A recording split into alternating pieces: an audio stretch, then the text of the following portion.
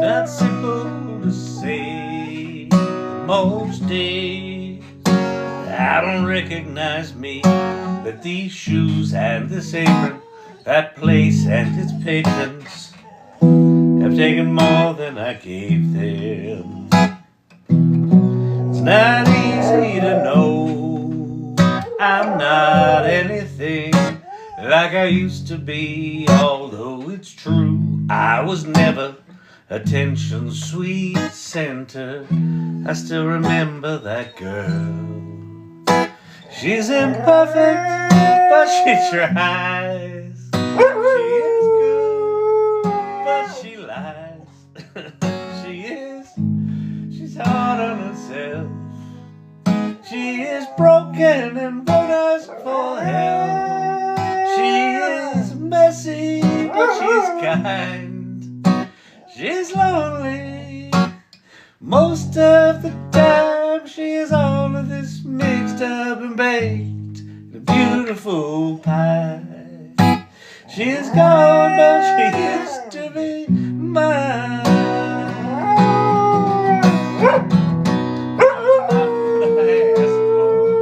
Sometimes life just slips in through the back door and carves out a person. It's all true. Now I've got you. You're not what I asked for. If I'm honest, I know I would give it all up for a chance, for a chance to start over, rewrite an ending or two. The girl that I knew who'd I can't sing. He's too singy. He's too Holly good.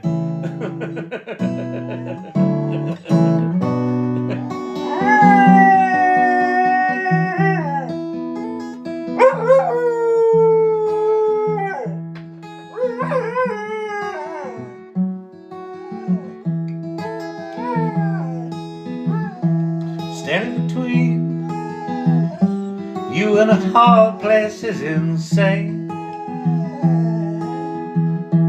Standing too near you and a fire makes it clear. Your trouble to me, real trouble, can't you see? Leaving you close, smelling your perfume scares me most. Leading away, hey, it feels farther every day. Your trouble to me, real trouble, can't you see?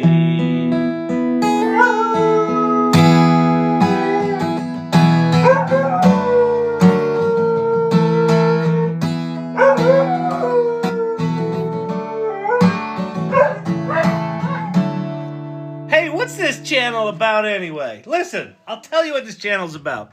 Welcome, everybody. This is the AI Learning Lab. It's Friday night date night.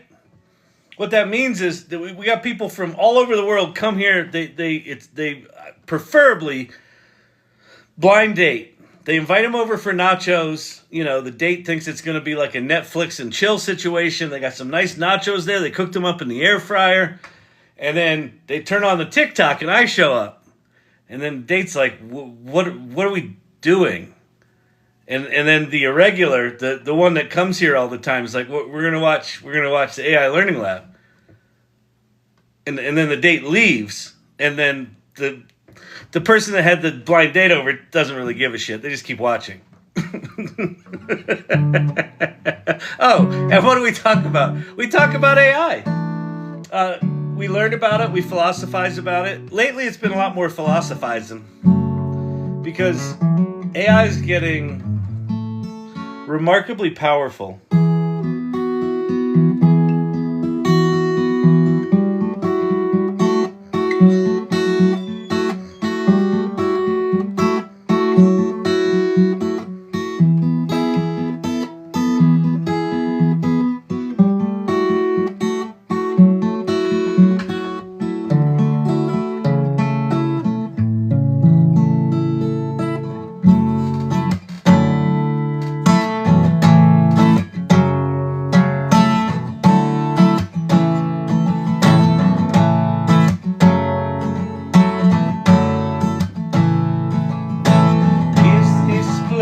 I can rest my whole day,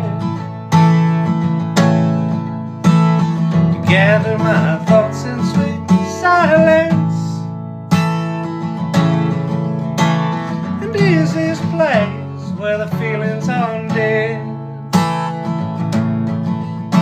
from an overexposure to violence?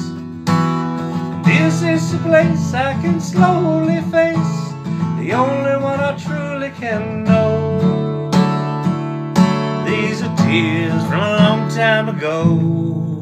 God, there's no date night like Friday night date night. I've hit a brick wall of pointlessness with 4 major models when it comes to coding. Blah. Oh, that sucks. What's the issue, Pate? Is it that you're doing large blocks of code and it gets confused? David Shapiro's YouTube video is interesting.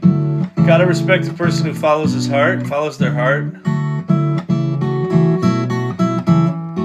Yeah, David Shapiro, if you don't know, is a YouTuber. Has been in the AI game for some amount of years. Written 5 books on AGI. And 2 days ago, or yesterday, announced that he's getting out of the AI game.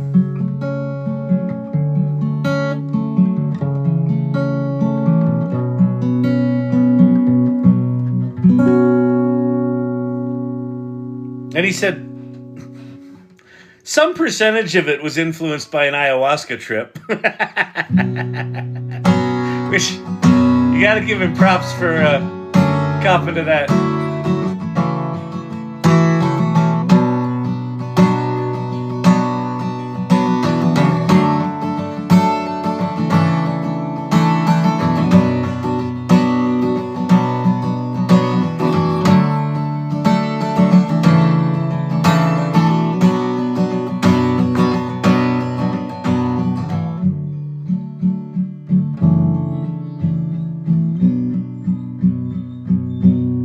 Are you going to sing or are you just going to whimper? What are you doing?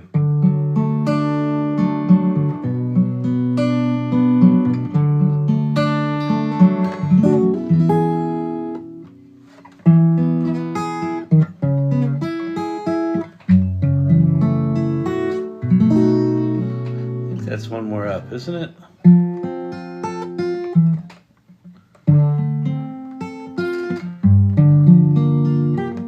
No, that's not it. That was right before.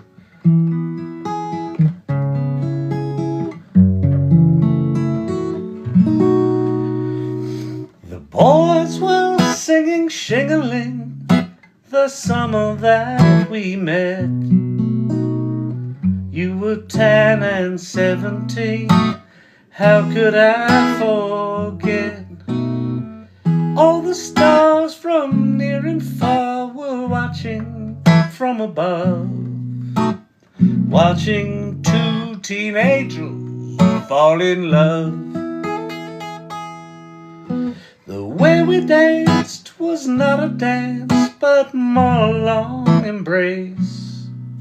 We held on to each other and floated there in space. I was shy to kiss you while the whole wide world could see. So shing-a-ling said everything for me. The and da-da-da-da-da-da. We thought we'd lost our minds. They could not make heads or tails of the young folks' silly rhymes. You and I knew all the words, and we always sang along to old Shamaling Dong Ding, Shamaling Dang Dong.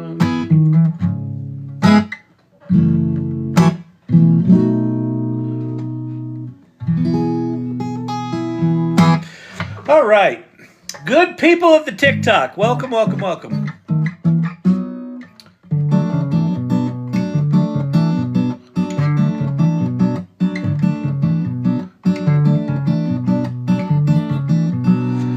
I asked Pate a question, then ignored his answer. I just combined a Millie Vanilli track with an LM Notebook deep dive. That's pretty good. I like it. Well, that's what I'm doing in the Broadway show is mixing music into it. I think it's really cool. You just produce it like a regular podcast. I'm adding to an existing code base changes across 5+ files, Jackson Flax based, for page detention. And what's it doing wrong? Is it just losing context, Pate, or is it just giving you shitty code? Well, I assume Gemini wouldn't lose context. You've got 2 million tokens, so even 5 pages of code's probably not that bad. I don't know what's going on, but it's just confidently wrong repeatedly. Mansplaining as a service. ChatGPT. Here's your answer. Isn't that completely wrong? You're absolutely right. Here's your answer.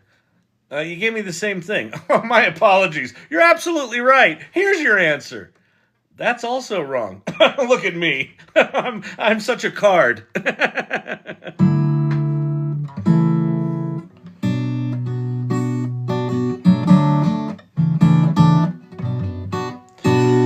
One of the other things we do here is you can make money with ChatGPT. We can talk about making money with ChatGPT.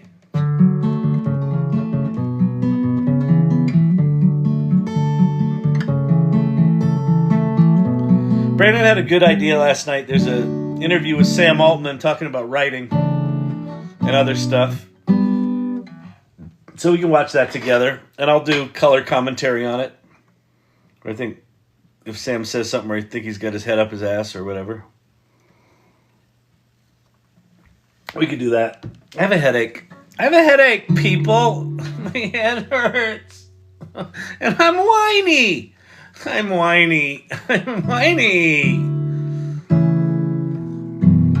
What do you guys want to talk about? Any questions? Any questions about the old AI, internet?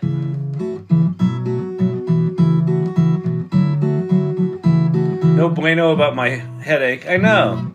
Headaches suck. I get dehydration headaches in my temples. Must have water. Too much wine might be the problem. I didn't have any wine tonight.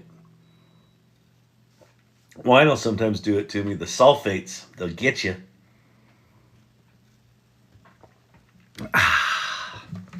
Heat wave. No, it's actually cool here in Denver. I wondered if it was hydration. I get them too. Feel better. Thank you.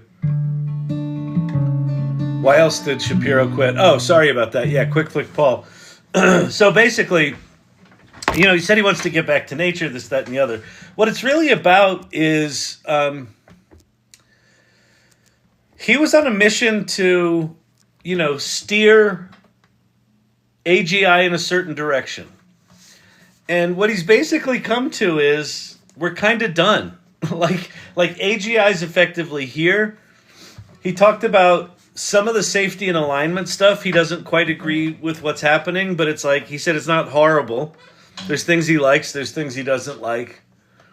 But he basically is just saying that the path has been forged, and now we just sit back and enjoy the ride. And that's basically what he said he's going to do, is he's just going to sit back and enjoy the ride. I think in the end, like his P doom number, if you know what P doom is, it's basically your percentage of chance that the robots are going to kill us. Just kept going down, over the past 2 years. I think the last time he came out with a number, it was sub 10%. So he's optimistic about that this is going to be a net positive for the world. And he's basically just like, I don't really have any influence here anymore. And we're off to the races. Because once we get AGI, and especially once we get agentic behavior and the AGI starts improving itself, the acceleration is going to be really crazy. He said 0.4 today. Who said 0.4? Oh, 0.4. Wait, 0.4 like 40% or 0.4% archetypal architect for his P doom? That was his P doom number?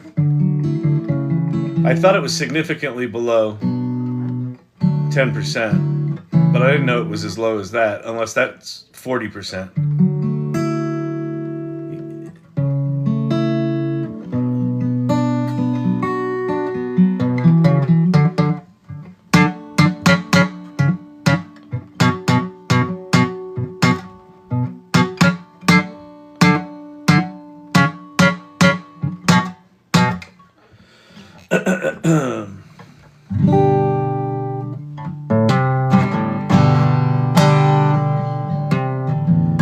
Say what? Hey, Kyle, what's your thoughts on critics of LLM and the high use of energy? They're not wrong. There's a bunch of factors, though. Like, one of the things about when people criticize shit like the energy consumption, they criticize it like assuming that technology isn't going to change, right? So a couple of things are going to happen. The algorithms are going to get better and more efficient. The chips are going to get better and more efficient. There's going to be a lot of investment in electricity generation infrastructure that's specifically for AI, right? Sam Altman's talking to the government about five gigawatt stations for the increased demand of electricity specifically for this. So they're going to build infrastructure. And then at some point, the innovation part, so in the 5 levels of AGI that OpenAI has defined, you've got chatbots, which we have now. You've got reasoning, which we have now in O1 preview, even though it's really limited. You've got agents, so autonomous agents. Those are not here, but they're coming. And we have hints of those in things like code interpreter. There's little mini versions of autonomous agents in there right now, but they're not really doing function calling and going out in the world and doing what they're going to do. So those are the bottom 3. The 4th level of AGI, artificial general intelligence, is innovation. So apparently the way Sam talks about it, this one was hard. Reasoning was really hard. Agents are relatively straightforward because they leverage the reasoning of level 2. So this is going to come quicker. And then once you get to innovation, that's all 3 of these combined that just basically helps us innovate, right? You bundle these in a particular way. And then the 5th one is organizations, where you take a bunch of these agents and you dynamically turn them into, all of us will have the equivalent of 1,000-person organization working for us. That's level 5 AGI. We're at like 2. We're at like 1 3/4 right now. But 2's in our hands. Agents are coming before the end of the year. And then the new GPT-5s, the new bigger models, might get us to 4, right? So we're really, really close. The other thing about the energy consumption is that there's 2 different phases of AI. There's the training, right? The training is what takes massive amounts of cycles, right? GPU cycles, things like that. And then you've got inference, and inference is a different thing. It's not as high an energy requirement as I understand. Pate, correct me if I'm wrong. I know you will anyway.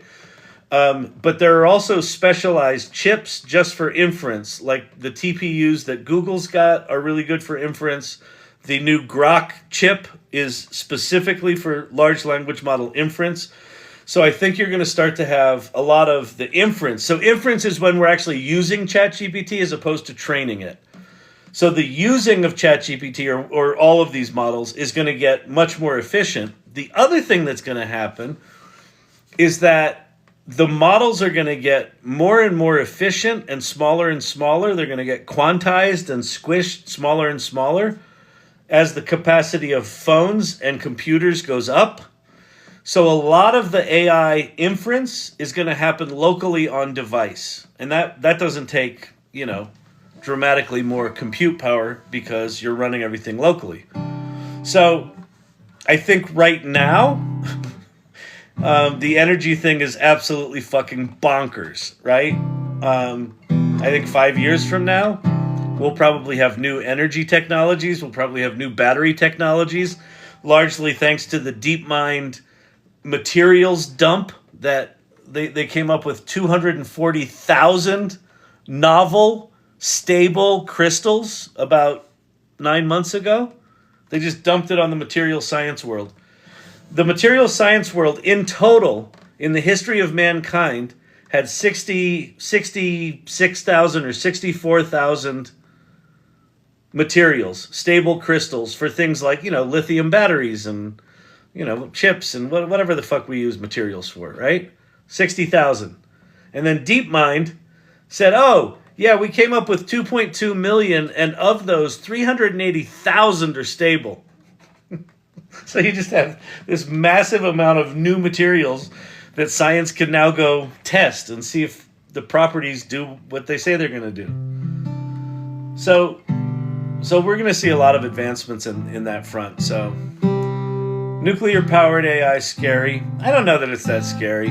I mean, I grew up 20 minutes from 3 Mile Island, and when I heard that they were firing up Reactor 1 at 3 Mile Island, it did give me did give me a little agita, but I don't know.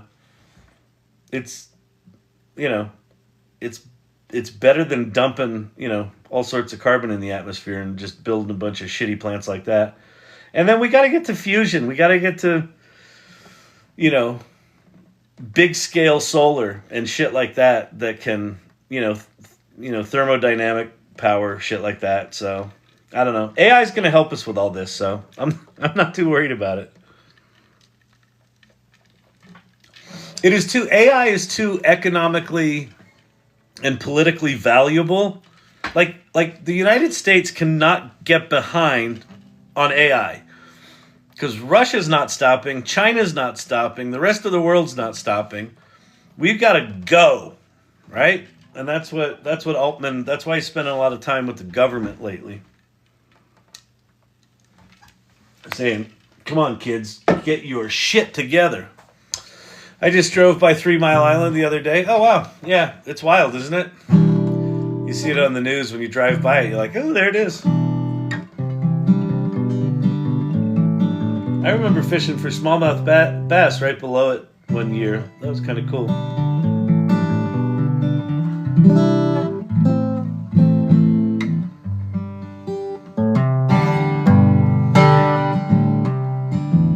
All right, let's get going. Let's get going, people.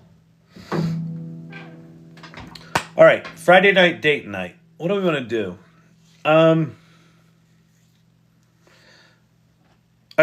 My Friday office hours today. Both of my AI meetings today were very deeply philosophical, and I was at the CEO dinner last night, sitting at the mental health table, and that was deeply philosophical.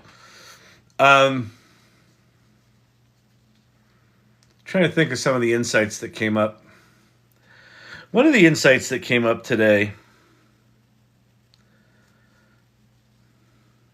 So here's where I've been in a funk for like 3 or 4 months, and it's funny, like the reactions I'm getting as I'm talking about this, people are thinking like, are you okay? I'm not in a like things are bad.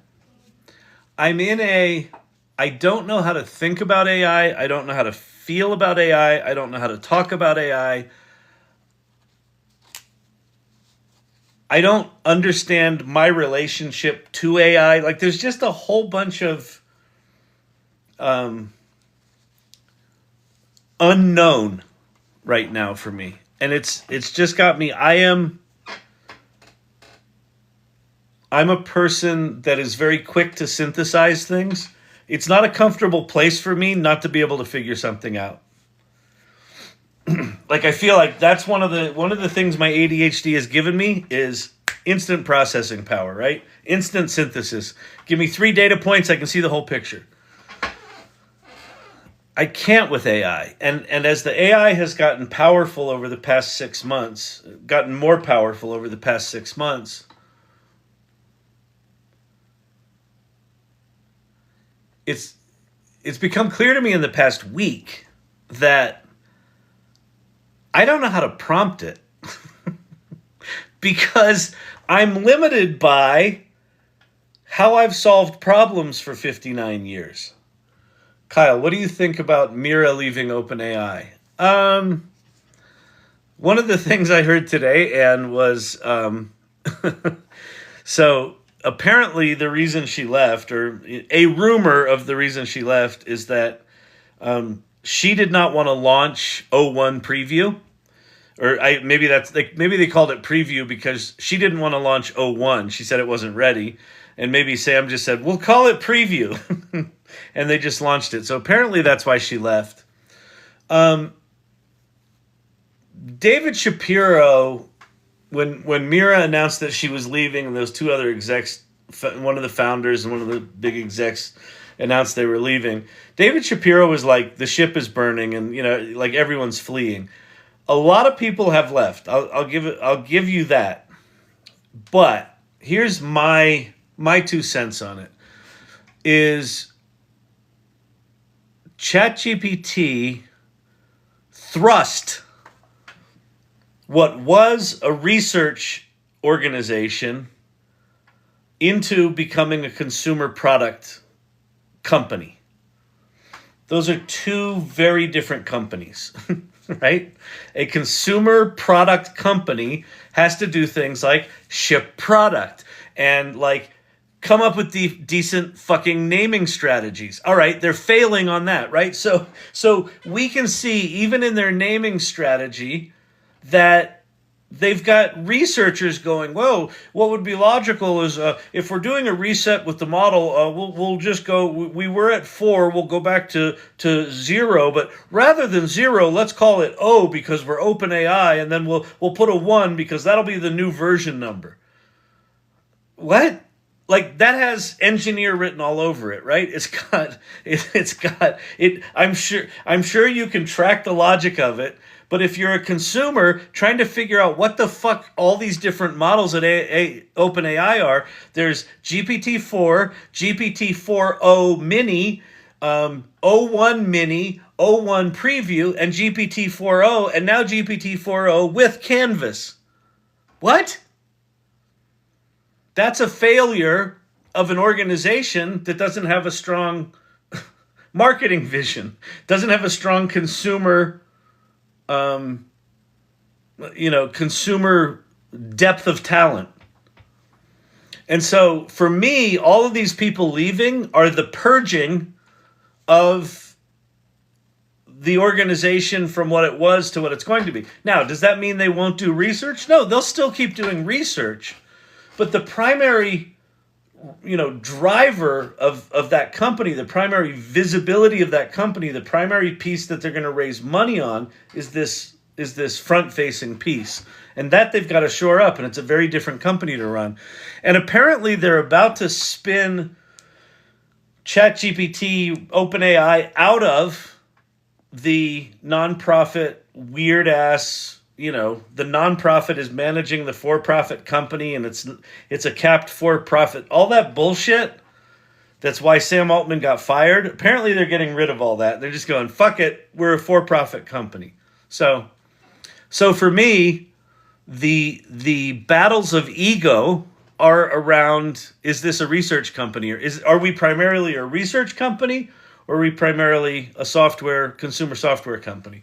And I think Sam has always been on the consumer software side as soon as they could, because it was Y Combinator days, and that probably just doesn't sit well. So I don't know. That's my take on it. But I got nothing. This is all just speculation. Chat TMZ from the outside. I tried using ChatGPT Canvas today, but I was a little confused. Gigi Zen mode. Gigi. I'll play with Canvas tonight if you want. I'll go in there and play with it a little bit and show you what I know. I've used it like 4 times now, so I'm definitely in the mansplaining phase of teaching Canvas, because I haven't really used it a lot. But the little bit I've learned is pretty slick. So I can show that. Maybe we'll start with that. Because I did do a fun thing today, which again, the thing about all these tools right now is they can do so much that just keeping in your head what's possible is actually really hard. Hi, Champy. Hi, fat dog. What are you doing, fatty? What are you doing? Are you done singing? You want to sing some more? What are you doing? Why are you wagging your tail so much? You happy? You happy, boy? Yeah, it's a good boy. All right.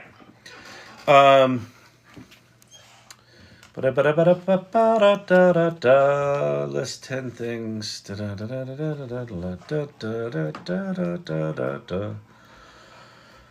Shocker, investors don't want a nonprofit. Yeah, exactly. Hi, all. Did you see the photo edit tool in ChatGPT when you generate a new pic? Yeah, it's been there for a while. I don't know if they changed it. Did they change it? Let's go play with ChatGPT. All right. We're going to create a new prompt. Ouch, I just bit my lip. That was not fun. Okay.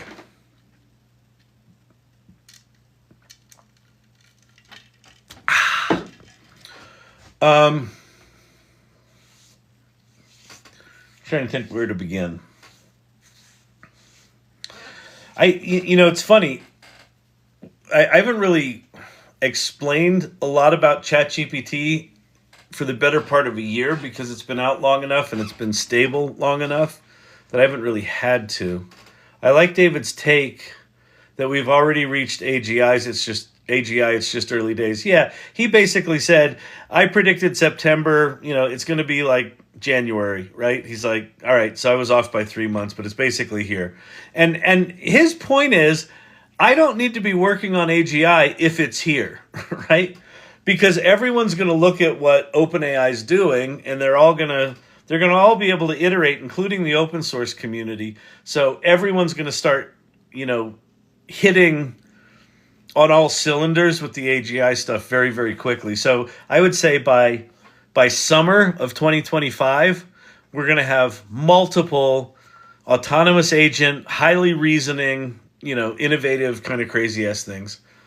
What the hell does early AGI even mean? Blah. Well, I'm just going by the five levels of AGI from OpenAI. You might not agree with those, but we're essentially at AGI level 2, and we'll probably have agents before the end of the year. So if we have agents before the end of the year, then we're at level 3. And then innovators and organizations are really just, collections of of levels 1, 2, and 3. So I think it moves pretty fast from this point out. Maybe we should just play, and then if you're feeling unsure about your direction right now, yeah, I mean, that's I still am a strong proponent of the real strategy right now. If you want to be AI literate, is to be curious and play. Just play. Be very playful. Be very curious. Be very adventurous. Be brave. Just go fuck shit up. Just go try to get these tools to do something you don't think they can do. Like Pate, try to get it to program, and it can't. Legit question. Do you think knowing more about AI would help or hurt your situation? It's, Pate, I'm not feeling like I don't know enough about AI. What I'm coming up against is I'm realizing, okay, this was one of the insights that someone came up with today.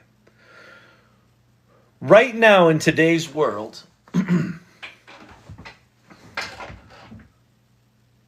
what we know of how companies work is that you've got a C-suite of however many executives, 5, 6, 8 executives in the C-suite, right? Your CEO, your CMO, your CFO, your chief operating officer, your chief people chief people officer. You've got the C-suite, and then you've got the board of directors, which is anywhere from 5 to 9, sometimes more, but a relatively small group of people that are driving the strategy for the company.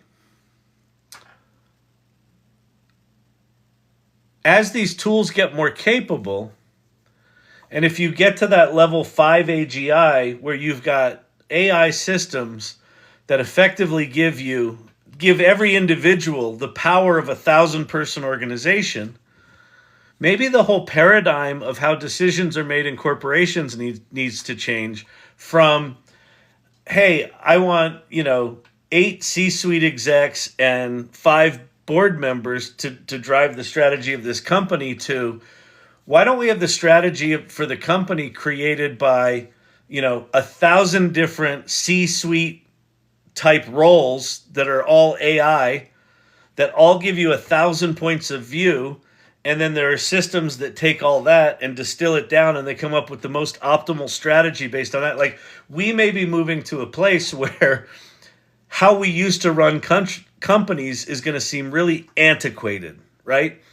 And so the thing I'm coming up against is more like that kind of paradigm shift, where when I think about solving a problem, like, my mental capacity to just know what problem to solve is significantly smaller than the thing that I'm asking. Like, it's like I'm asking, a triple PhD in astrophysics, why the moon is different shapes throughout the month. The triple PhD could answer that question, but it's like a really waste of their talent. Like, I wouldn't even know what question to ask a theoretical physicist about space-time continuum, because I don't know anything about that, right? And so that's kind of how I feel with AI right now, is that I'm becoming increasingly aware that this thing is not just 3 PhDs, but it's like 1,000 PhDs just sitting in my hands. And it's like, well, what do you want to ask me? I'm like, could you help me write my screenplay? It's like, well, yeah, of course. Yeah, I've got a PhD in writing. What, like, is that it? Is there anything else you want to do? So it's just this uncomfortableness about what do you do with it? What do you do with it? How do you talk about it? If someone doesn't know anything about AI and they say, what's AI? With what I know today, how do I fucking answer that question without sounding like an absolute fucking lunatic? I had a major breakthrough and was able to do 3D interactive rendering. Shocking use for engineering. Amazing. Is that it? Yeah, exactly. Yeah, exactly. It's like, I've kind of set myself up in this role where I'm like the AI Pied Piper, right? And I feel like as the AI Pied Piper, I've got to be able to say, okay, here's what it is. Here's what it means. Here's what the future looks like. Here's this, here's that. For the first 13, 14, 15 months of this channel, that felt very clear to me. Talk about the tools, talk about what's possible, talk about all this stuff. It was all this very tactical kind of stuff. My favorite prompt, knowing what you know about me, what should I be asking you? Yeah, that's a really good one. You're getting bored. No, I'm not. I'm not getting bored. I'm getting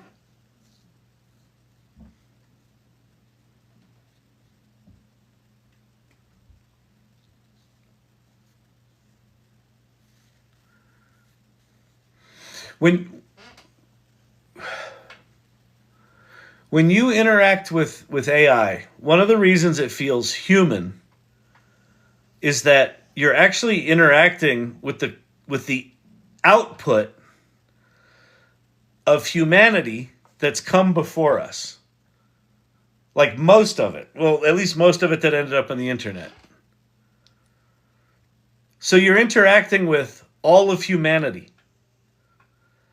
And as the tools get more capable, they're revealing more and more of the power of that output, of us being able to tap into that output. And it's just, I'm just finding myself like awestruck almost. You aren't wasting their time by asking things that aren't changing the world. Yeah, I know. I get that, Pate, but it's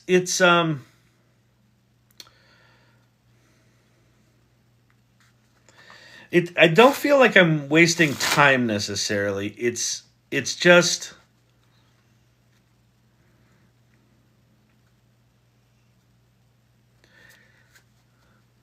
Mark Prensky in one of the calls today said, this is all about your imagination, that you've got to use your imagination more. And I think that's right. I think it's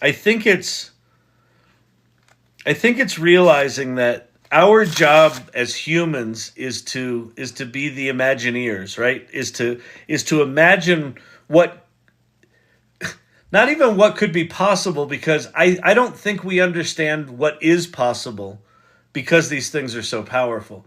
But if we can imagine that it might be possible to do a something and then ask it to do that and see how it does, that's what it is. But that to me feels like a very distinct break from how I normally work. So that's what it is. It's like you feel it's getting too smart to be relatable anymore. That's kind of it, Danielle. That it's, I heard this thing about the metaphor that when the AIs get smart, they're gonna look at our intelligence and they will think of our intelligence like we think of an ant's intelligence. And it's not so much that I don't feel judged by the AI, but I think it's how you articulated it, Danielle, feels right. That I feel like, I just can't relate to it anymore.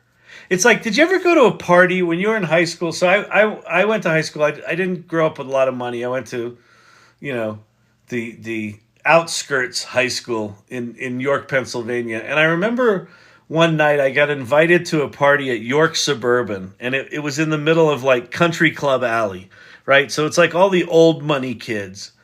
And I remember going to that party, and I'm in my, shitty used car, and I pull up to the party, and there's all these new cars there, and it's in this big mansion.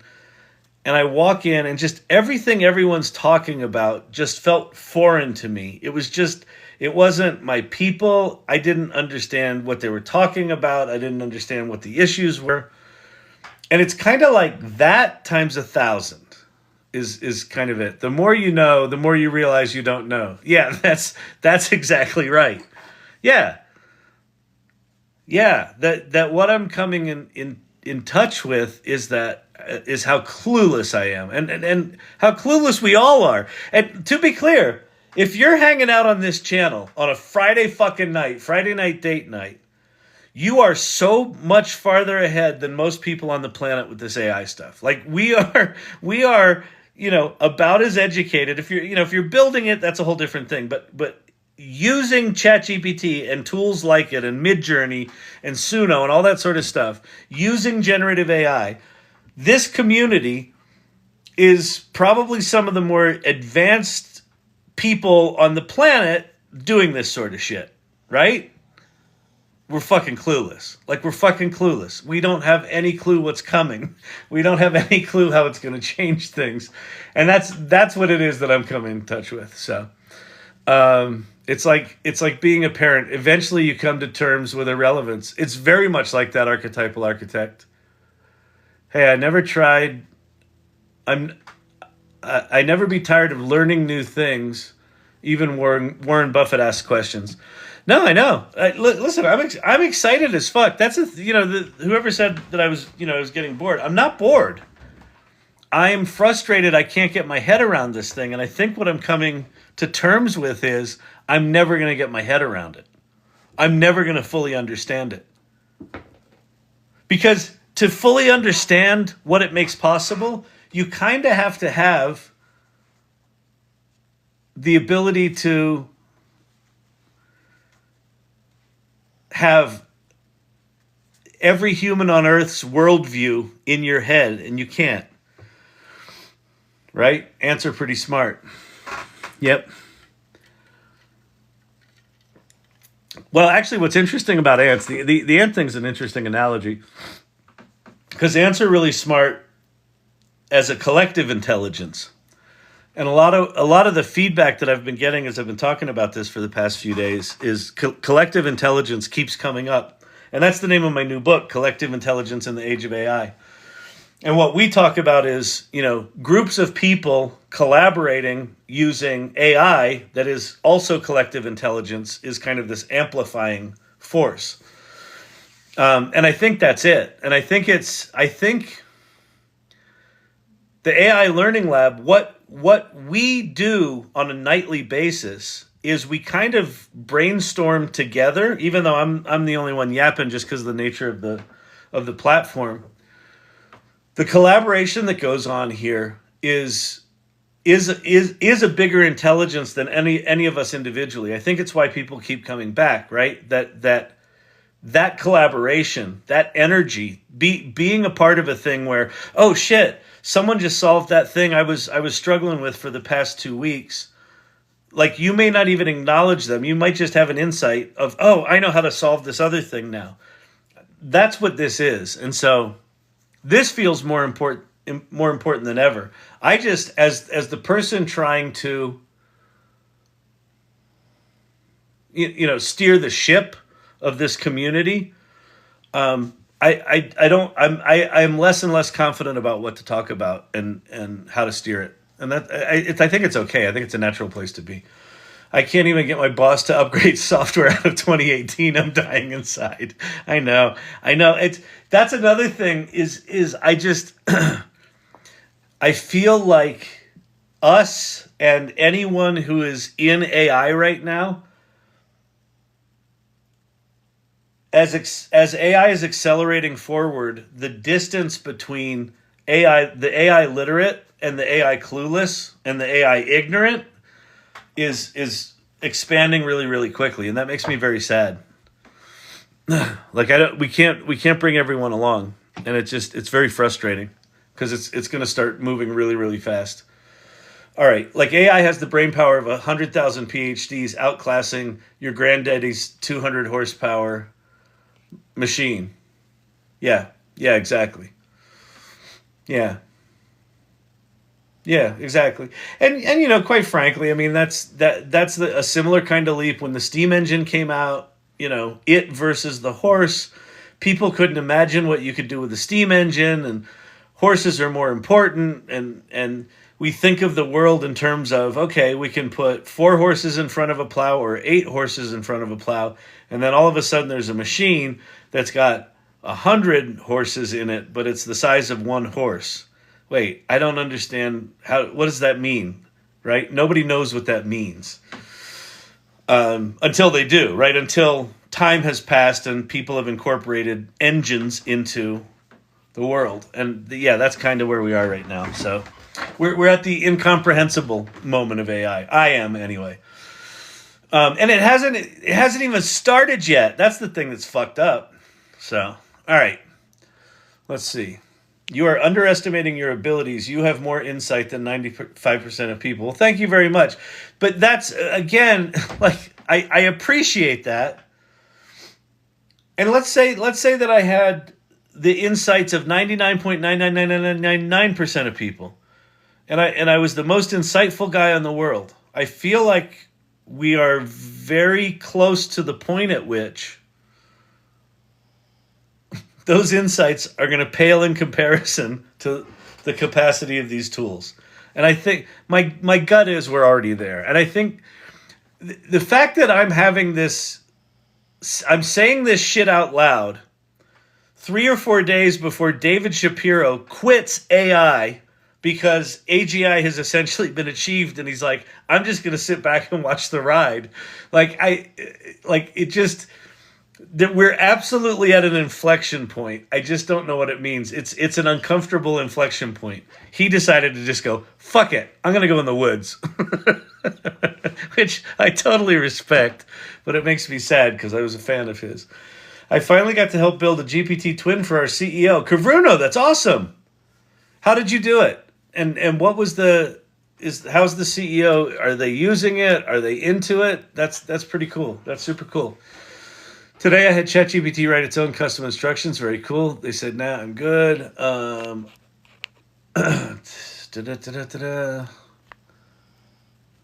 Chief AI Officer would be a great job title. Forever Hooked, I am the Chief Generative Officer of Content Evolution. So we decided to go Chief Generative Officer instead of Chief AI Officer, just because generative sounds cool, but it can also apply to things other than AI. Please show us ChatGPT Canvas again. Okay, yeah, I'll do that now. You asked for that earlier, and then I got off on my little tangent. Okay, so when you go to ChatGPT now and you click on your little drop-down menu, this is for the web version, right? For the web-based version. This doesn't exist on mobile right now. You have 6 different models you can choose from. Kyle, please don't go on an ayahuasca trip. We need you to stay here. That's awesome. Thank you. Yeah, I think I'm good. Yeah, I did combo with my sons. One of the things we tried for Lyme disease was combo, which, if you don't know it, it's this frog poison. It's essentially a kind of nature's chemotherapy that just purges all of your organs. And we did it as a family, and it was really intense. It was very intense. That's the closest thing I've done to something like ayahuasca. So I think I'm good. I had enough vomiting and purging with combo. Oh man. Okay. So you have 6 different models you can choose from. 2 of them they bury, but I'm going to point one of them out that even though it's buried, you shouldn't ignore it. GPT-4, where it says legacy model, they put it all the way at the bottom. It's in a sub-menu. GPT-4 is a 1.8 trillion parameter, what's called mixture of experts model. So it's 10 different 180 billion parameter models that each specialize in a different thing. One's mathematics, one's coding, one's language, one's whatever. There's 10 of them. And so when you ask it something, it actually figures out which of those sub-models are going to be the best answer. So if you're getting frustrated with any of the other models, don't forget GPT-4. Go use GPT-4. One, because it's really expensive. It'll cost Sam Altman lots of money, and that's kind of fun. Which is why I think they buried it. But don't forget about that one. Then you have GPT-4o Mini, faster for everyday tasks. I don't know why this is still in there for whatever reason. You've got O1 Mini, which is which is the lightweight version of O1 Preview. These are both the reasoning engines. And O1 Mini, you get 50, whatever you call it, calls a month or a week. And O1 Preview, you get 30 calls a week. So if you run out of O1 Preview calls, you can flip down to O1 Mini. And then you have GPT-4o and GPT-4o with Canvas. So the The advantages of the 4.0 models is they're connected to the internet. They have code interpreter. They have DALL-E image generation in them. Like all the fancy bells and whistles that we always used to have, those are in those two models. The two reasoning models they're not connected to the internet. They don't have code interpreter. They're going to at some point. They just don't right now. These are also not good daily drivers. The O1, the reasoning engines are really, if you have a big problem to solve that's like a big multi-step thing, you want it to really think through something, that's when you use these. If you just want to like write a LinkedIn article, you use these, okay? All right, O1 Mini is a stem distillation. Oh, interesting. Fantastic. Didn't know that. Yeah, and again, in the spirit of play first, right? In the spirit of the AI Salon's, journey to AI literacy, play first, you should try solving the same problem with all these different models someday. Just take an hour and take, whatever you want to do. Write an article or write a business plan or whatever. It doesn't fucking matter. And try it in all four and in all six of these different models and just see how they're different. See which one's better. Okay. But anyway, we've got this new thing called GPT 4.0 with Canvas. And the Canvas, if you've ever used Claude, that's got this thing called artifacts where it spins up this side window where, you can play games and stuff like that. It writes code and then plays it right there in the window. It's similar to that. It doesn't have a previewer yet like Claude does, but it's still pretty slick. But here's what we're going to do. I'm going to go look at Storyvine.com and understand what the company is all about, period. Then go search news stories from this week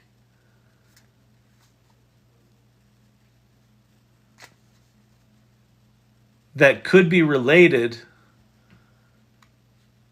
to what Storyvine does really well, period. Then write a LinkedIn article that talks about the current event news story in such a way that Storyvine is the solution to the problem that is raised in the news story. Okay, so it's going to go look at the internet and it's going to get some news, search 5 sites, and then it's going to write. Wait, did I switch? Am I in the wrong model? Oh, you know what I did? Okay, sorry. Because I zoomed in so it would be easier for you to see the text. It didn't have the 2 windows. Okay, so what it did was, so here's the article that it wrote, but this is now the active chat window, and this is the article that it wrote, and this is now an editable, this is the canvas, and this is now editable. So it says, the power of trust, how user-generated video content is revolutionizing travel marketing. In a time when audiences demand authenticity over polish, brands across all sectors face a critical trust deficit, and nowhere is this more evident than the travel industry. This is actually pretty good. Silver lining, user-generated content is stepping in to fill the gap. For marketers, blah, blah, blah. Enter Storyvine, right? So Storyvine's a video storytelling platform, high-quality UGC. Great. So here's our little article. This looks a little long. I have ADD, and I don't feel like dealing with that. So there's a cool set of tools. This is kind of like Microsoft Word, except it does bitchiner stuff. Bitchiner. So one thing I can do is I can suggest edits. But this one, right above suggest edits, is adjust length. So if I click on this, this gives me this cool little slider. I can make it shorter, shortest, longer, or longest. So I'm going to go shorter. And if I let go of that, over here now, it's rewriting it, and it's rewriting the article. So now it's sort of, readable in 2 minutes, a minute and a half, instead of 4 minutes. Great. I like it. And then we can do things like the power of trust, how user-generated video content is revolutionizing travel marketing. I'm going to say... So if I highlight text, I can now ask ChatGPT something about that little thing I highlighted. I'm going to say, shouldn't this have a reference to travel in it somehow? Question mark. Get more creative here. And then over there it goes and does shit. And then over here it's going to re-edit it. I've updated the power of trust in travel. The power of trust in travel. Mention authenticity here. The power of authenticity and trust in travel. That's too long. Tighten this up. Tighten. Tight. E-N.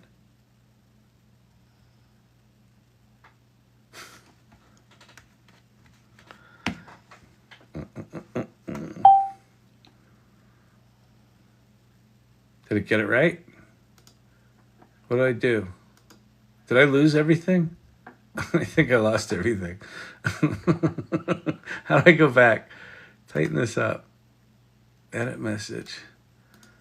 Edit message. Send. There we go.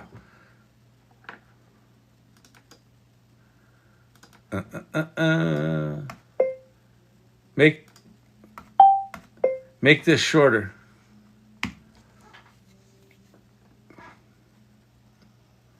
Authenticity and trust in travel. There we go. That's good. All right. So I can do that. The other thing you can do over here, you can adjust the reading level. So I can go from graduate level writing, college level writing, high school, keep the current. So it's somewhere between high school and middle school is what the current reading level is, which for LinkedIn I think is fine. I can go to middle school. I can go to kindergarten. Let's rewrite it for kindergarten. Let's see what that looks like. Trust and sharing and travel. How stories help us. People like real stories. When they go on trips, they want to hear other people who've been there. Sometimes travel ads don't tell the whole truth, and people stop trusting them. That's why real stories from travelers are important. They help people trust again. See, that's slick. That's pretty cool that you can do that. Let's take it back to, let's go to high school. People and authenticity, especially when planning trips. Beautiful. You can also do this. Let me start a new chat here. So I'm going to go, I want you to create a video game I can play in a browser that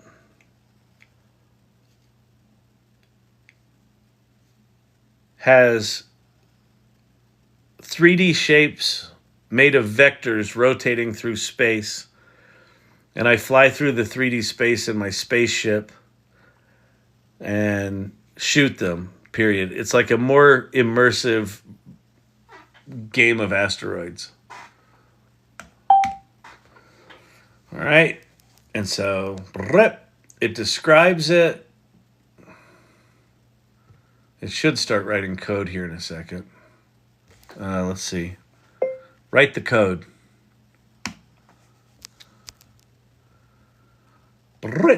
Okay, and so now here we are again, right? We've got our chat over there to the left.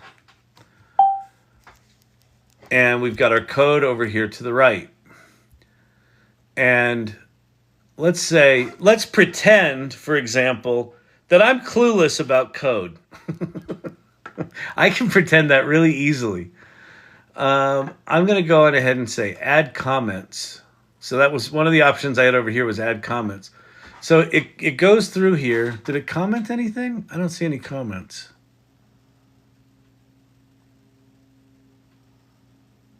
Oh, yeah. Yeah, now it added comments. Okay.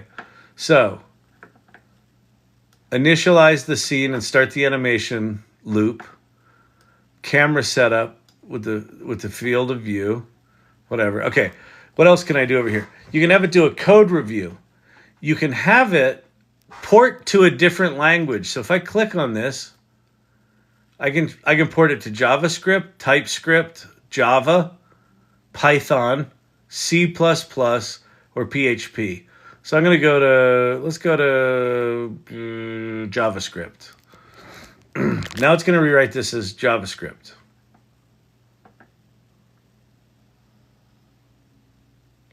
Bonkers.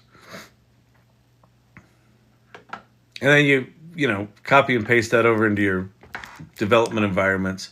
You can fix bugs. You can add logs. You can add logging to it. Let's have it do a code review.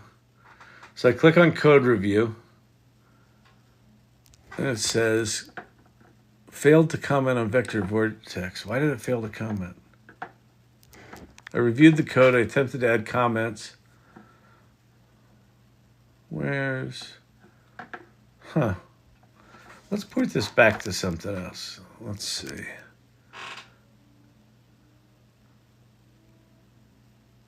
It's not commenting on it. Maybe because it's in a wrong language. Let me port it back to another language here. Port it to Python.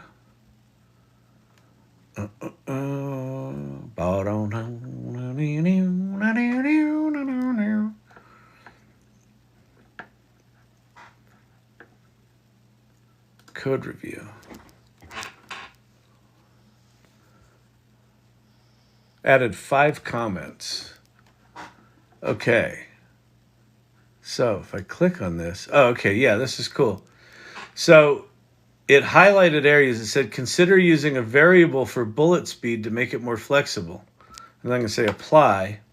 And now it's going to rewrite that code, but it's also going to run through the whole. See this blue thing? It's running through all the code, reviewing all the code, and it's updating anywhere where that change that I made affected other code. Hope they add where multiple people can work on the document. Yeah, exactly. That'll be, listen, assume that this stuff is janky pieces of shit until further notice. Yes, it will be nice when it's multi-user with document versioning and things like that. Assume right now it's a janky piece of shit that doesn't work. But still, crazy. Consider using event filtering. All right, let's you know what I was thinking about this here 3D space asteroids video game is there should absolutely be event filtering. Yes, so let's add that, shall we?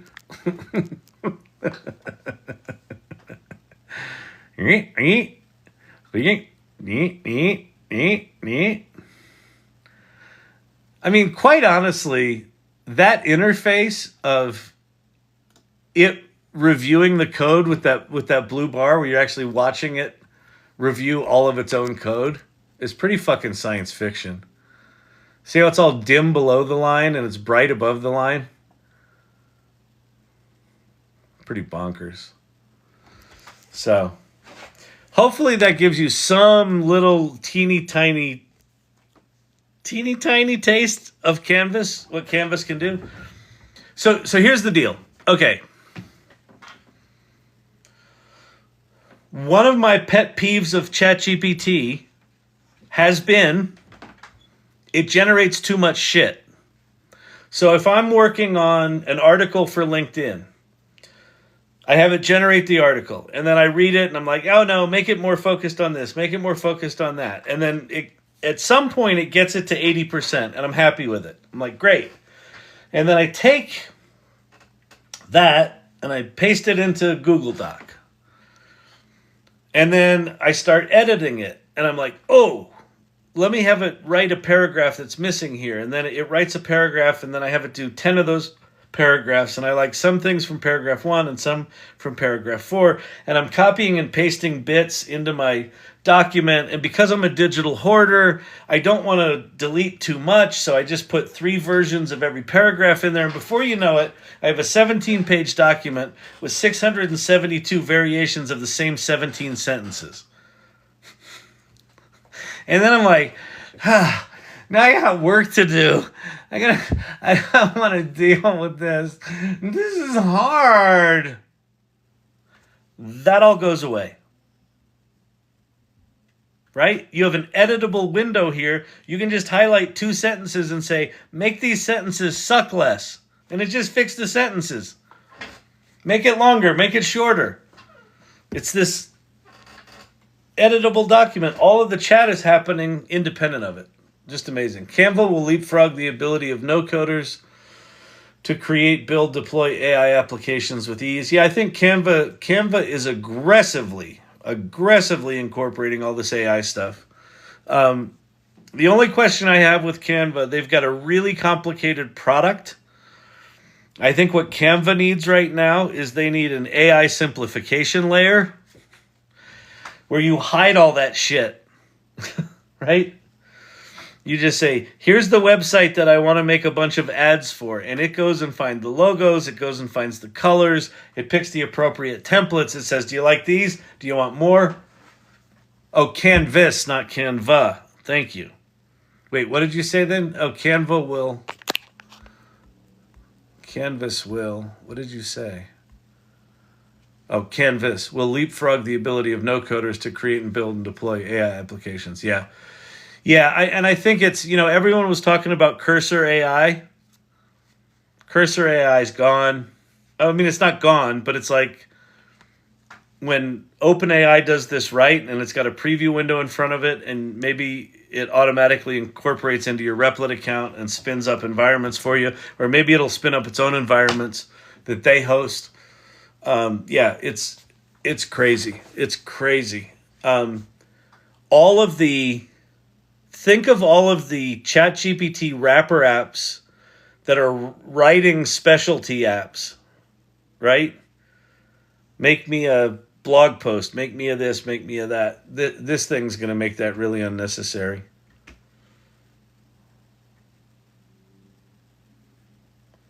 It's going to be interesting to see what the API is. There going to be API access to the Canvas tool? It's going to be really interesting. Writer and Jasper gone.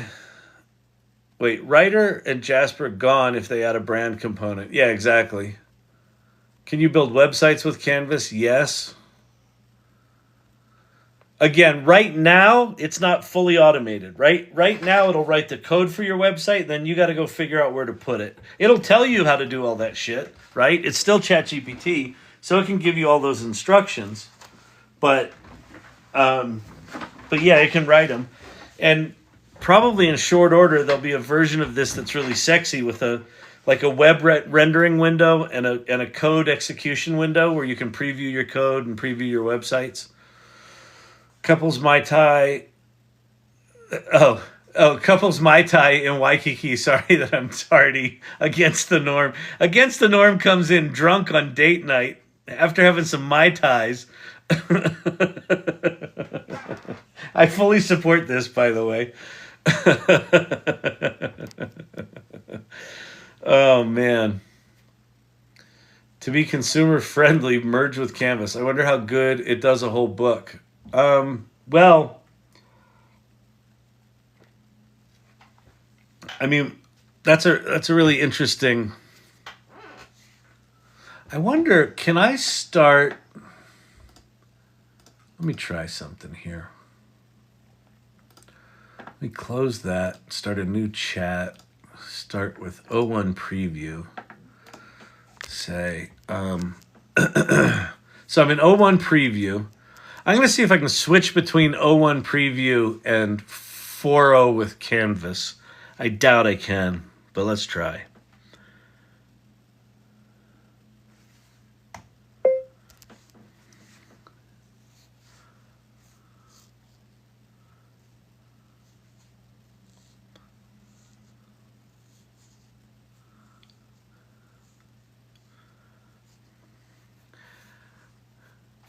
I want you to think about the top 5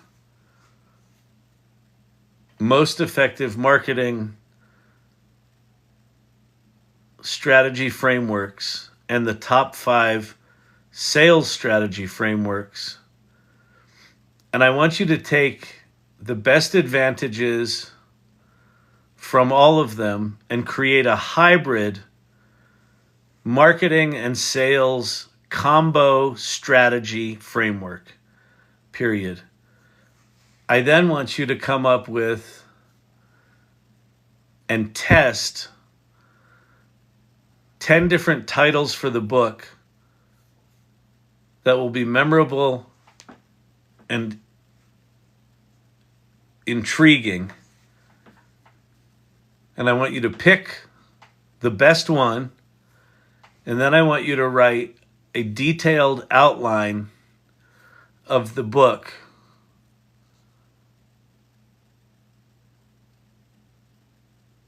where each chapter has at least 7 sections and there are at least 10 chapters. All right. And if you haven't seen O1 preview before, see where it says thinking and now it's doing all this other shit? Blending strategies, piecing together strategies, crafting a hybrid framework. So you can actually open this and look at what it's doing. So I'm piecing together the top 5 marketing strategies. I'm collecting data on the top marketing strategy framework, the 4 Ps, SWOT analysis. I'm blending the strategies. I'm piecing together this, creating a hybrid framework, developing a new approach, evaluating title effectiveness, right? So it's thinking. So here's the top 5 marketing strategy frameworks. Here's the top 5 sales strategy frameworks. Creating the hybrid. The core components, blah, blah, blah. Don't really give a shit. 10 book titles. Testing.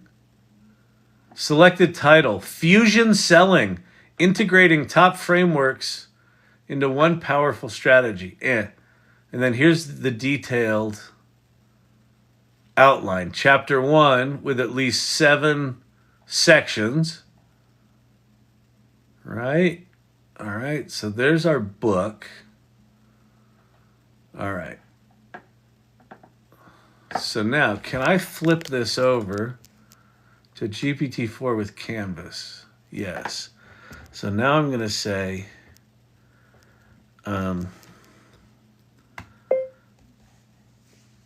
give each chapter in the outline a detailed description and expand the details in each of the sections within the chapter, period. Now this should, yeah, there you go. So this just spun up. I now have, this is now in a canvas. What's going to be interesting is, can I go back from this? I don't think I can. Yeah, I can't go back. So what I just did was, that was actually a really good question and a really good experiment. You can have O1 preview do all the heavy lifting on the thinking, and then have GPT-4 do all the detailed writing. And now I'm going to be able to come in here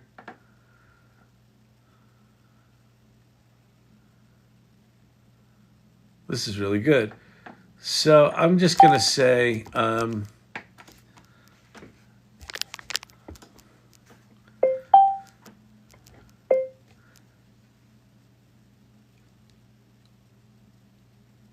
write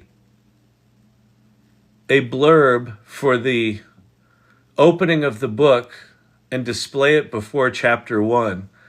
It should be a page and a half or 2, and capture the essence of what someone is about to read and get them very excited about the journey they're about to embark.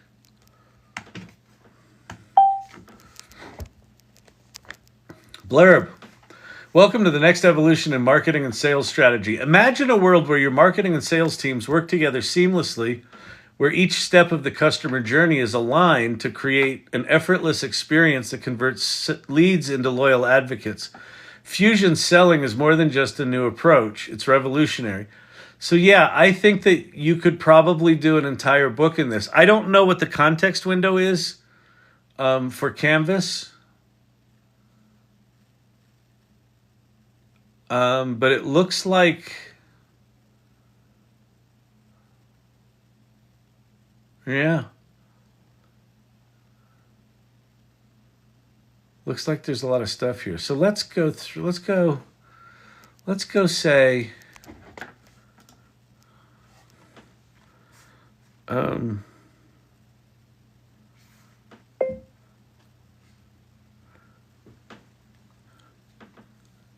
write chapter 1 in a business casual, humorous style that uses metaphors intelligently.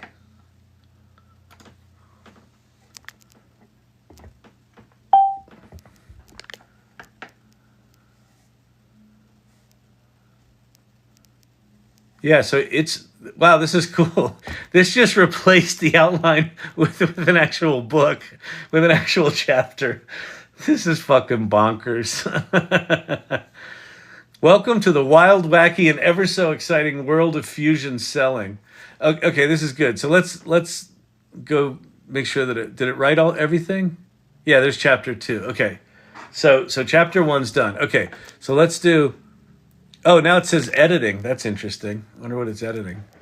Oh, it's probably just still writing out the rest of the bottom of this thing. Yeah. So it looks like it goes through the whole thing. So I would imagine this thing gets a little slow if this gets big. Each edit's going to take a while because you're kind of rewriting everything that came below it. All right. But, okay, so what I'm going to say is rewrite the blurb to match this new style of chapter 1.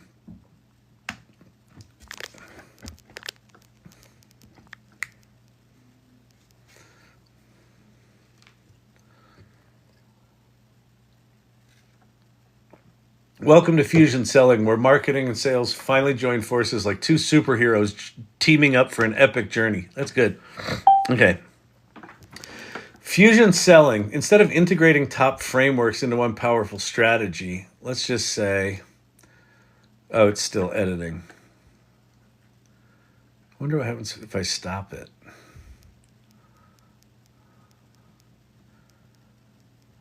But what's wild here is the answer to the question was, can you write a whole book in this? I think the answer is yes.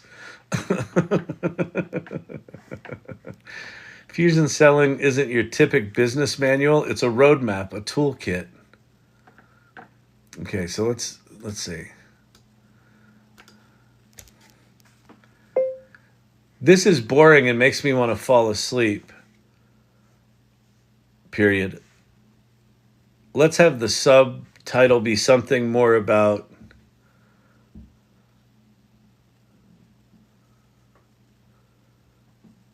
making more money by integrating sales and marketing into an innovative new framework, period. But say it in less words that are more creative and match the tone of the blurb and chapter 1.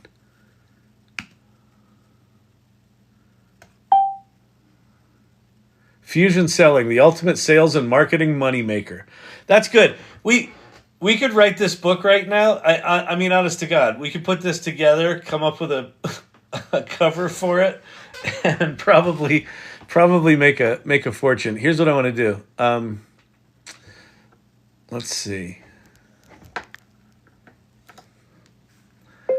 At the end of chapter 1, I want you to create a hands-on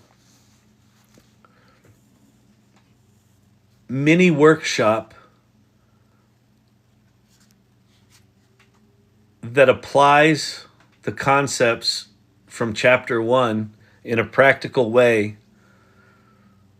that the reader can do in less than 10 or 15 minutes.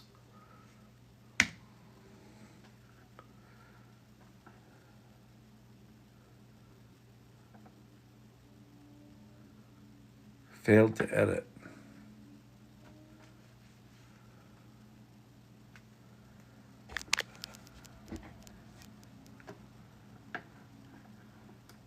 Okay.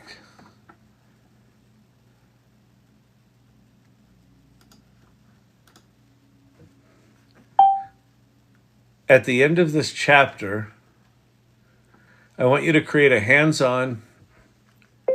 At the end of this chapter, I want you to create a hands-on mini workshop that applies the concepts from chapter 1 in a practical way the reader can do in less than 10 to 15 minutes.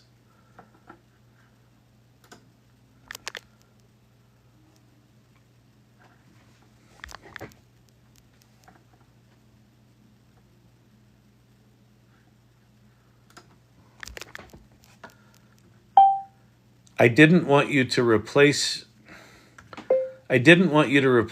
chapter 1 with the workshop. I wanted the workshop to come after the old chapter 1. Can you restore chapter 1, please? And then add the workshop after the chapter.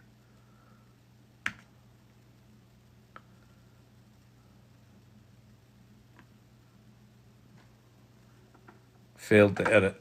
All right, so I just fucked that up. Can I go back? Let's see. I bet I can.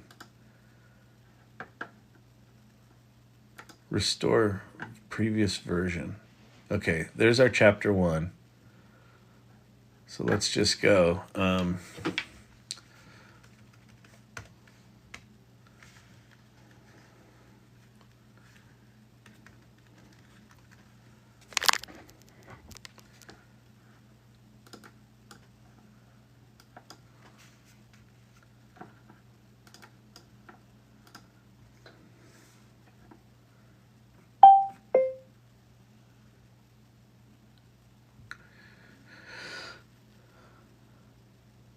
Create a workbook style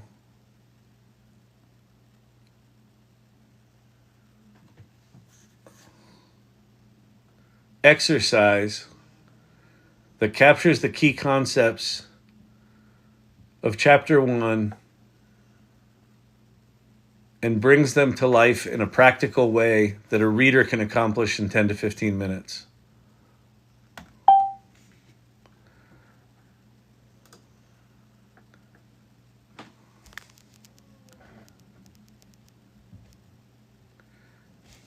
Hands-on mini workshop.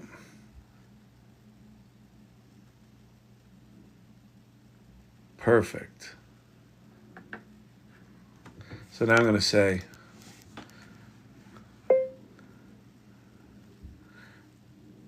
write chapter 2 along with its mini workshop.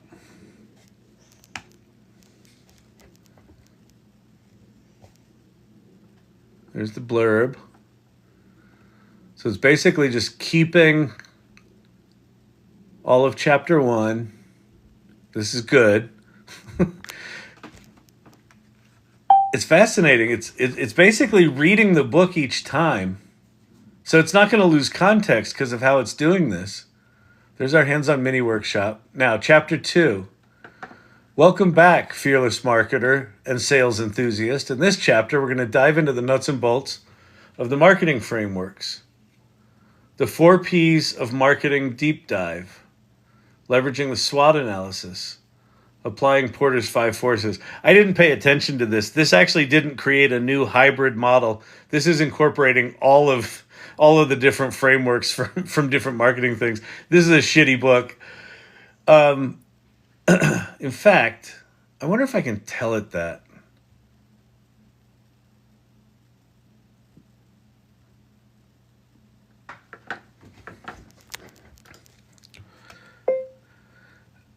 I just realized that chapter 2 just lists different marketing and sales frameworks rather than having created a unique single framework that takes the best of all of the different frameworks, period. I want you to rewrite chapter 2 as well as rewrite all of the outline that follows to be centered around this new hybrid framework that is unique and innovative and no one has ever seen before, period. Come up with good names and memorable hooks, period. Don't suck, period.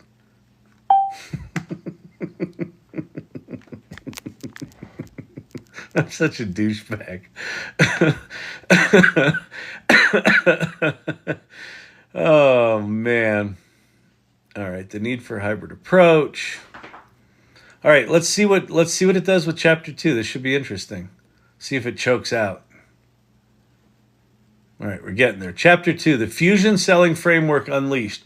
Welcome to chapter 2, where we'll take the best marketing and sales frameworks, throw them in a blender, and create the ultimate fusion selling smoothie. Perfect language.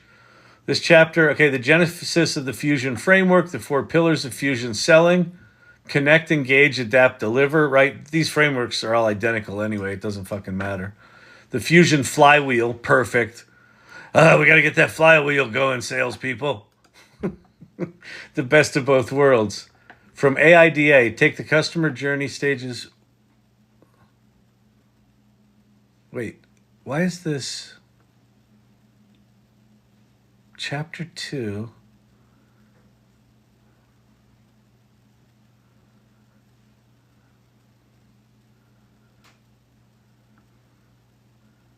Let's see.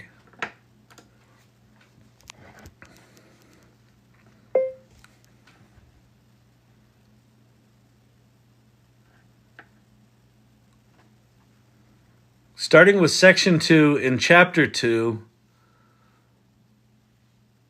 the writing feels more like an outline than a book. Please flesh out the rest of chapter 2.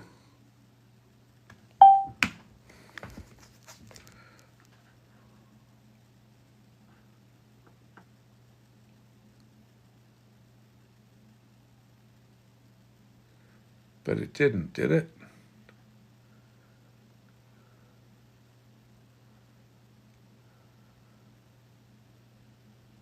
I guess I have to highlight it.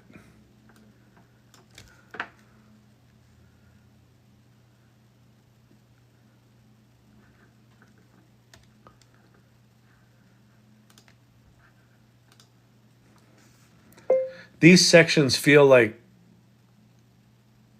outlines rather than chapters of a book. I don't mind you having bulleted concepts, but there needs to be more narrative to walk the reader through the concepts, period.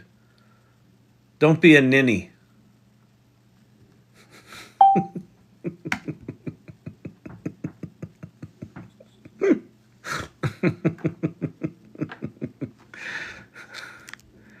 All right, did it fix it?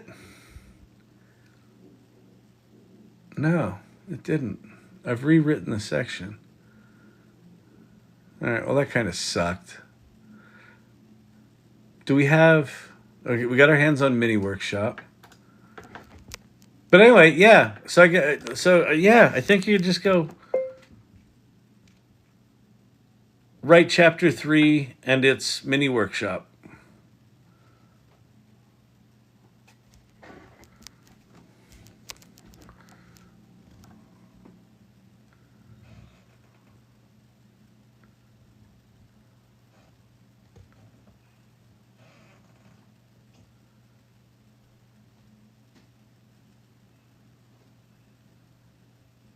Oh, we lost the bottom of our outline.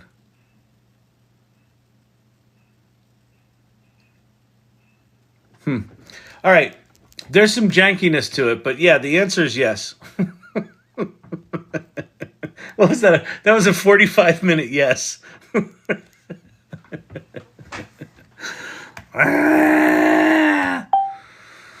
All right. I would go play with that shit. Looks pretty fucking remarkable to me. I didn't even use those editing tools on the right, like change the language, make it less or more formal, make it longer, make it shorter. Kyle, you should be able to invoke reasoning from within Canvas using /reason. Oh, that's interesting.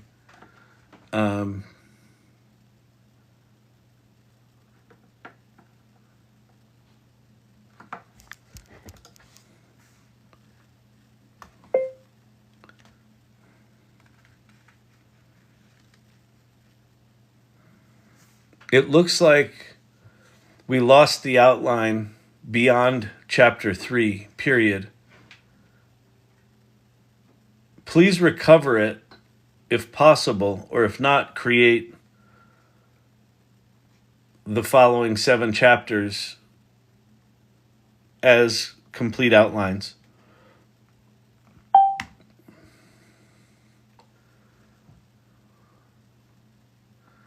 It says editing. It doesn't say thinking.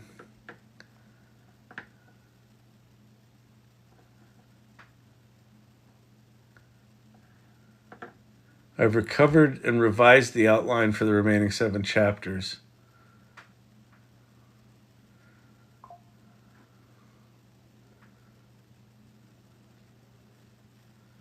This is absolutely crazy.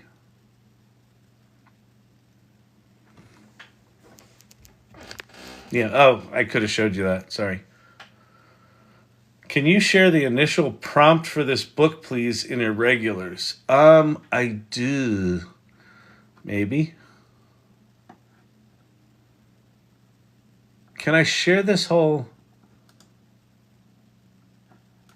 Can I share this chat? Copy.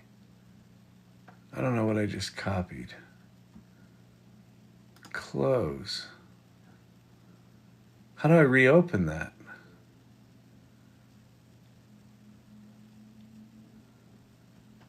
That's a question. If you close the canvas...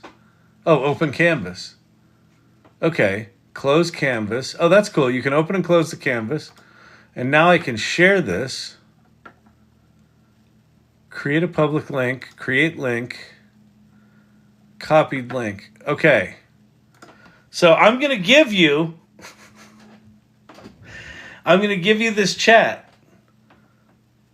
So if you're taking notes, if you're like teacher's pets and you're like, Professor, what was the process you went through? If you're taking notes, we started in O1 preview, had it think about marketing shit it knew, wrote an outline, then flipped into Canvas mode, GPT-4 with Canvas, and then it made it shit. And then we said, make the outline, and it put it in a canvas. And then we were just replacing chunks of the outline with chapters. So let me jump over. If you're new here,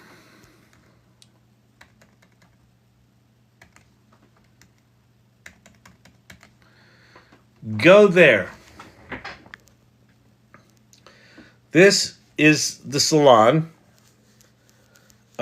which is a community of AI optimists. And this group was started the week after ChatGPT came out. And if you scroll down the page, you can say, join our community. Doesn't cost anything. And we have a little section in the... down toward the bottom in the left-hand nav called Community Clubs. And the first club there is called AI LL Irregulars. And that's us.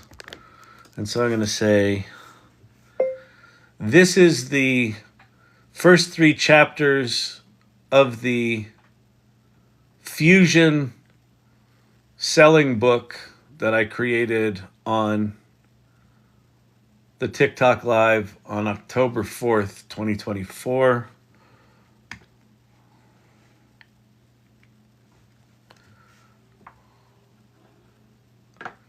All right, there you go. You got the whole fucking thing. It's funny. This was one of the Matt Burton joined the AI office hours today and asked the question, you know, well, what do you think about people stealing your shit? And I was like, we're about to enter a world of infinite content generation. People can steal my shit because I'll just make another one, right? Like, it doesn't matter. In some cases it might matter, but like, we really are getting in a place, like what I said to Matt was, by the time he puts a book together and puts a book out there, sure, someone can take it and rewrite it and give it their own name and steal the content and put it out there. That's going to take them a week or two to get their shit together if they're decent, right? And I said, in those 2 weeks, the train should have left the station for your next idea, right? Like that's where we're going to win in this world, I think, is just, keep coming up with new things. We're not going to listen to that podcast tonight, are we? Oh, yeah, no, it's too late. It's 10:37. We'll do that Monday. Brandon. All right, what do I want you to do over the weekend? I want you to play with Canvas. So if you're a programmer, make code with it. Like, learn all the little features. If you're a writer, scroll down in irregulars, Kyle. All right. Scrolling down. Oh, nice. Welcome to the AI Salon. Lovely llamas. Llamas is tasty. Fire. AI Learning Lab. Yep. It's going to be a big Fenwick. I call it AI. Oh, AI. I get it. Oh, man. Y'all are cool. Y'all are kooks. Another mind-blowing image from Dali. Yeah, that's pretty bitchin'. Nice. Okay. Oh, you got to open the article with the llamas. Hang on.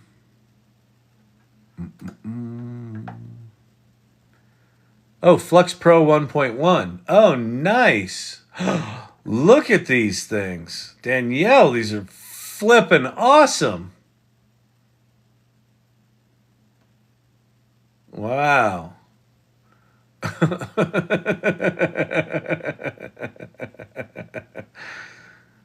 How cool are those? Where did you play with the Flux? Can you put it in as a comment, the link to where you played with those? Which tool did you use? Herd llamas. Those are herd llamas. A big effing Glyph.app. Man, you're a huge fan of that Glyph.app, aren't you? That's cool. All right, good. Love it. Very, very cool. Very, very cool. All right. I'm tired, people. You know what I'm saying? I'm a little punch drunk. I don't have a headache anymore, but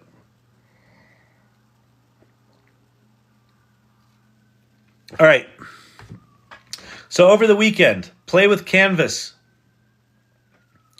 If you don't have the $20 a month subscription for ChatGPT, cough it up. If you don't, I think you still don't non-paid members still have access to O1 Preview? I think they do. You just don't have very many things to use it. Or do they not? How was gallery hopping? It was good. We went to the place. So Gabby's got a show opening next Friday. Oh, next week is going to be all fucked up. Okay. This is important. For this channel, next week's going to be a little chaotic because I'm in New York and New Jersey. So I hang Gabby's show on Monday, drive her home, drive to the airport, leave for New York. I'm in New York and New Jersey with back-to-back meetings Tuesday, Wednesday, and Thursday, and then fly back Thursday night. So Next week's probably going to be very disjointed. I'll go live when I can, and it's going to be largely dependent on did we book a dinner. Now, it's 2 hours later on the East Coast, so I should be okay, but it's going to be not normal next week. All right? So, tough. I got my business to run. I got to go out and sell some business for my business.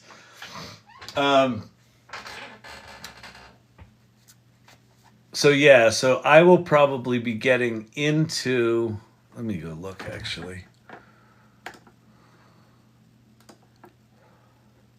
Monday the 7th. Yeah, I get in at 8:45 into LaGuardia, so I won't be to my hotel room until 9:30 or 10, which is normal starting time here, but I'm going to be crispier than fuck, so I might just do short little opportunistic lives next week. All right, but for the mods, I'll let you know kind of in real time in the mod channel, and then maybe you can communicate in the irregulars channel. All right? All right, cool. Have a good weekend, everybody. Thanks for hanging out on Friday night, date night. AI Learning Lab Roadshow. Exactly. All right, so if you want to do some bonus over the weekend, create some AI Learning Lab Roadshow graphics that I can put in the little window here and just dump them into the irregulars channel. There you go. That's good. And use Flux 1.1 because it's new and it's cool and it does text really good. All right, cool. So follow my channel, subscribe to the lives if you want to support it directly. Irregular schedule for the irregulars. Exactly. All right, who's in the house tonight? Against the Norm is here. Emilio's wife. Vegas Moxie. Danielle, thank you so much. Be not afraid. Yes, Joey in the house. Lucy, happy Hardstyle. Nice name. Brandon, thank you so much. Let's listen to the podcast next week. Oh, yeah, I'm going to be out of town next week. Yeah, exactly. We'll get to it. I volunteer Vicky as tribute to run the live while you're gone. That's nice. That's cool. That would work. I don't think she'd want to do that, but that's fine. All right, who else is in the house? Papa JJ, Winston Hardy, great to see you, sir. Be not afraid. J. Winston Escal. Vicky, we got you, boss. Thank you very much. I appreciate that. Weaver, Texas. Oh, T-Rock, thank you so much. T-Rock in the house. Thank you for the gift. That means a lot.